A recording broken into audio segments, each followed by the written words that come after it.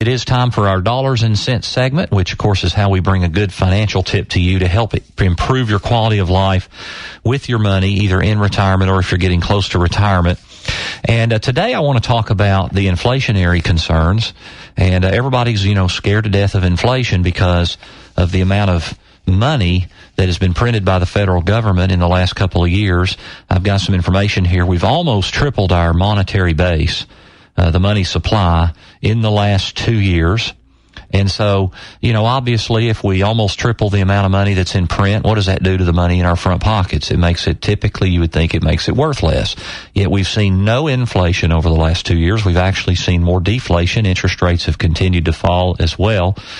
So why does all that work that way, and what are the concerns going forward? I'm not so quick in the short term to jump on the inflation bandwagon. And here's why. What you have to realize is there's two things that cause inflation. It's not just the amount of money in circulation. It's also the rate at which that money circulates, which is called the velocity of money. For example, if you print a whole bunch more money, but it's not being spent in the economy, it doesn't have any impact on the economy. So, for example, you're probably seeing more and more that banks and also corporations, and for that matter, households are hoarding more and more cash. They're keeping and building up their cash reserves more and more on their balance sheets because they're worried, with the instability in the economy, they're worried about, if things come up, they're going to need the excess cash. It's kind of like you living at home.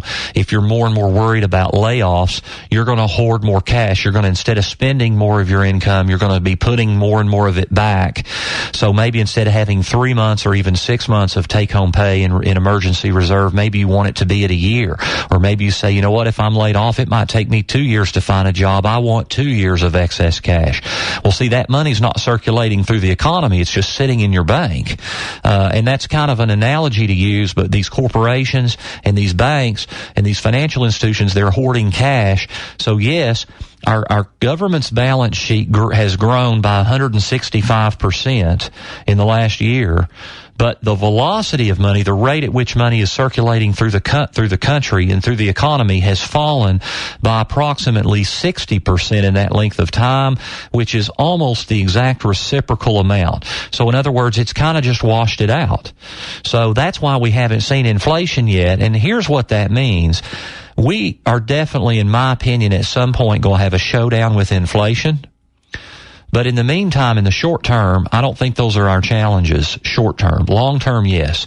But it might be 2 or 3 or maybe even 4 or 5 years before we really see that showdown with inflation come, because until the economy upticks and we truly see this money circulating through the economy, it's an issue. But unfortunately, what we might see the government do in the meantime is that the Federal Reserve understands all this.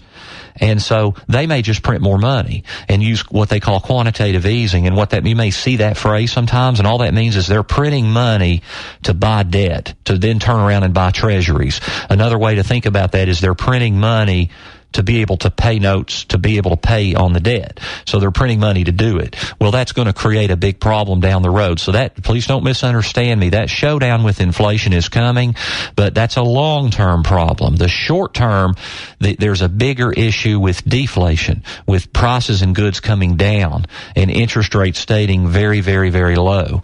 So what does all this mean for you? It means more and more, as you've heard me say over the weeks and months and even almost a year now, you've simply got to have a tremendous amount of balance and diversification in your plan.